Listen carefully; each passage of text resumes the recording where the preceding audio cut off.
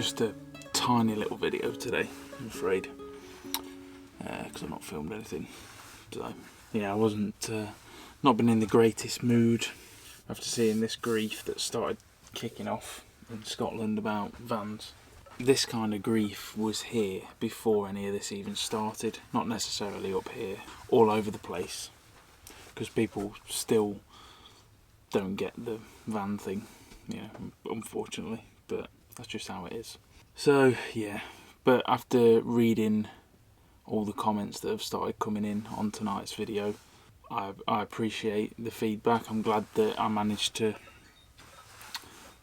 explain things in a way that made sense. I was a bit worried that, because I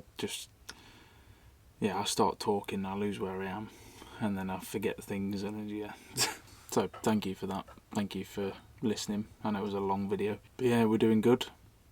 Not any visitors yet, so hopefully that doesn't happen.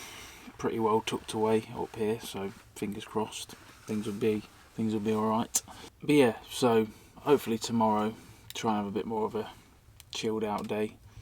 Might even go do a bit of photography, some nice stuff around here. Had a little walk around today, explored. Maybe go see what we can find.